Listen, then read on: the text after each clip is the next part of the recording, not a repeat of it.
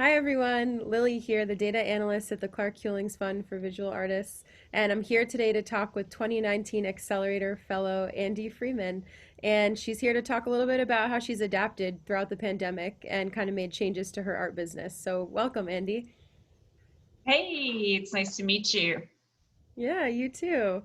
So, one of the questions I wanted to talk about with you today is, how you've been adapting your art business, obviously, but how have you stayed agile and adaptable, particularly related to your sales strategy? Because one of the trends we're noticing is that a lot of artists are really having to change the way that they approach their sales and marketing, obviously, a lot more online. And so, if you could speak to that a little bit, that would be really interesting for us to talk about.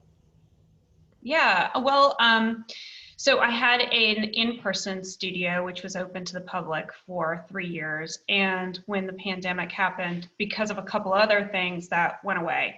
So that was pretty disappointing in some ways, but also I wouldn't have been able to see anybody anyway. So I had to kind of quickly think, how am I going to take that feeling and try and promote it as best as I can from the situation that I've got.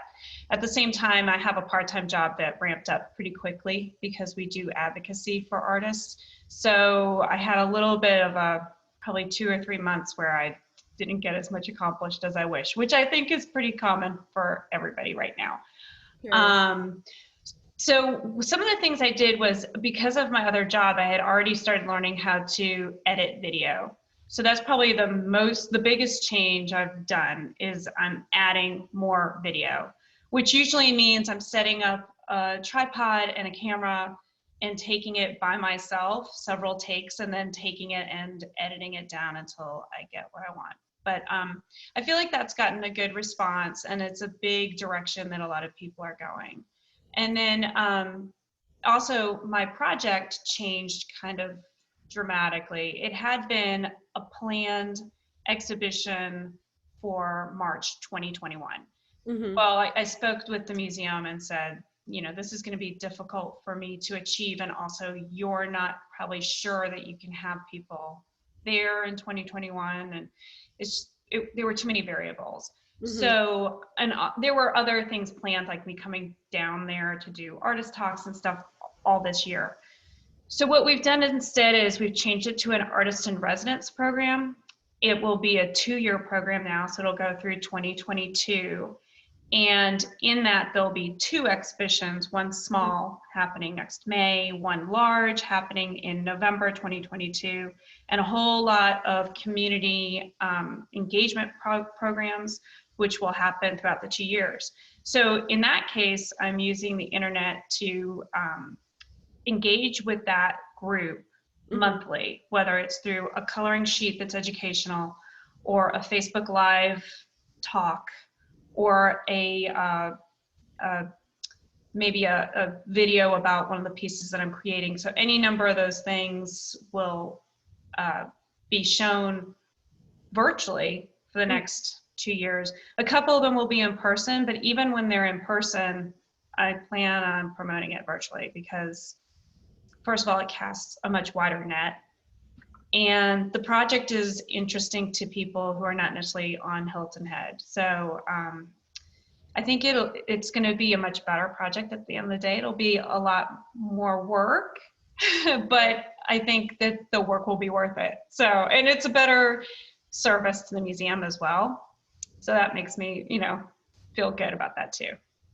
Yeah, it sounds kind of like what you're saying is that it may actually have yield better results for you. The fact that you had to virtualize in this way for this virtual exhibition and all the different ways that you're doing the videos and things like that. And I'm also curious, how has your peer network been impacted by this? Have you felt more engaged? What are the different ways that you're engaging with other artists and, collectors or anything like that? Yeah, well, so my peer group, I've got several different peer groups. So I've got the Clark Hewlings peer group that I still stay in touch with, which has been fantastic. And we meet once a month on the phone. And so, I don't know that that has been as impacted, that communication, because of the pandemic, but I think that our conversation has definitely been impacted. We've all really, really, brainstormed for each other about how to move forward. And a lot of us are thinking, it seems to me, various different ways to put your sales message out there that are targeted to who you want, but also not being more agile and just going ahead and doing it and not necessarily overthinking everything, I think has probably been kind of a lot of what we've talked about. Um, as far as I've got a group here in Raleigh. I haven't stayed as much in touch with them because my studio has not been available to me. Mhm. So, but we still stay in touch. We were doing Zoom calls for a while and that was really good. So I think having many different kinds of groups to keep in touch with is really helpful because you get such a wide variety on the way people think about a problem and how they come to a solution. And I found that, you can listen to a lot of voices and get mired down in that. But Mhm. when you start to kind of understand that just listening and then taking that information and drilling down what's really valuable for you and thinking about how you work, how your process speaks to your particular audience, and making that message really clear is that's sometimes challenging, but I think it's really important because you just never know. Like I listen to a lot of different things too, business wise, and you never know when that one spark is going to hit you, and then that's it. That's the one that works. Yeah. Um, so yeah, like having the time to speak to those people and then having time to sit down in quiet, which I really value a lot. I'll sit outside and work sometimes and just turn it all off and just brainstorm. It's so important Yeah. because you really do, those good ideas come to the top, and the ones that won't fit you, they may not be bad, but they may not fit you, will go away. Yeah. And I want to pick up on what you said there, just taking some time to maybe sit outside or for yourself and just kind of put everything to the side and have time to think because a lot of other artists I've been talking with have been saying similar things. This is a time when maybe for some people inspiration seems to be at an ultimate high, but for others like an all-time low. And so almost everyone I've spoken with has said something along those lines, like you have to really take time for yourself to let those good ideas come up. And you also Yeah. mentioned, you made me think of something that another fellow had said, Stephen, he mentioned that it's important to really kind of tap into all those different pillars of, I guess, income or revenue streams that you have as a visual artist. And, like you said, you never know which one's going to stick. You also never know which one's going to crumble. So, kind of trying to diversify in that way is something that we've seen in the trends. Yeah, for sure. Yeah, I think there's so many voices and everybody's kind of been scrambling for the past 6 months to get their message out as far as, use me, use this idea, come to this, Yeah. seminar, and really like finding those people that you trust. Like, Clark Hillings Fund is definitely an organization that I trust what they say, and trying to kind of zero in on those sources is super important. I mean, it's a balance, being Yeah. open-minded and also not getting overwhelmed. It is easy, really easy to get overwhelmed right now, with trying to predict the future. I think that's a lot of it. Like all of us are kind of like, okay, so now what are we going to see in December? What are we going to see in the spring? And I think a lot of people from some of my experiences would say that even their person that they were in March may not have recognized what we are dealing with now Mm. in October, and how,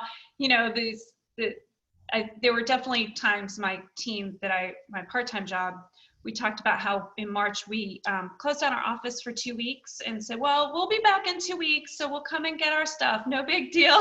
And how Meanwhile, ridiculous that was. And now we're permanently working at home. So, it's just, everybody's got to really be flexible. And I tell my kids this too. I have a kid that's in college right now. And I think the name of the game in general, but especially this year, is be flexible and yeah. be open and listen to what people say, but don't flip out about every new thing you hear, which is going to be tough for people, especially if they're just getting started. Because I know when I was just getting started, I didn't have this situation going on, and I still had a hard time not wanting to follow every lead idea that I saw. Mm. And that's where the quiet, I definitely think, comes in, is really like use your own common sense. If it sounds like it's too good to be true, it probably is. If it sounds like it's, not going to work for you personally because of a scheduling thing, think about that. But don't, but Hmm. yeah, it's kind of balance.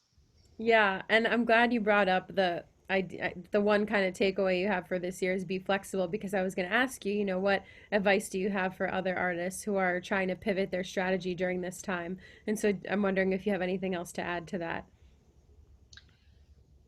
Yeah, I think having sales channels that you feel like really fit your market, if you can figure that out, that is valuable. And I look at what a lot of other artists do. So if I have somebody who is in my group or somebody who I value, I've seen their stuff and I think, wow, they're really doing a good job. I'll look at it, I'll reverse engineer. Sometimes I'll look at it and think, well, they might look like they're doing really well, but that may not 100% show the picture. So, you kind of have to weigh some of that. But I have some friends from here in Raleigh that are doing okay, and part of that's because they had gotten started in some sales channels that just happened to be working for them after post pandemic. They were not people who were 100% selling in the studio, and my friends who were 100% selling in the studio are definitely having issues. If they didn't have their website kind of up and going, Mhm. they had to really move quickly. You And have to I virtualize think that, in a speedy way. yeah, you do. Yeah, you can't have, and I just reverse engineering people who you think, wow, that speaks to me, not taking their style or copying their work, but copying their business, The or business even not side of copying, but yeah, well, or I'll look at several different people and kind of take like a little mixed bag of what I think really works for me, you know, and that it's good to be open to those things. And if something's not working, cut it out. I mean, give it time and cut it out because there's not enough time in the day to do it all. Yeah, I'm constantly having to remind myself because yeah. I'm doing a lot right now. So yeah, trying to figure out like what's really working for me and what should I leave behind is important too.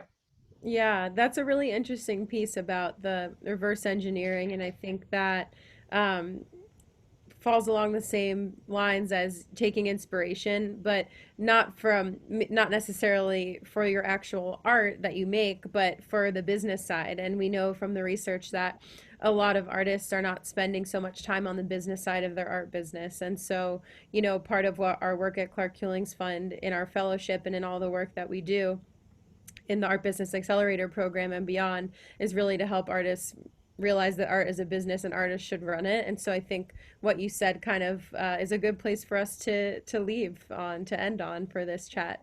Great. Yeah, Excellent. Well, it was fantastic talking to you. you too. Very interesting, and I, look forward to hearing more about your work in the future. And thanks everyone for joining. Thank you.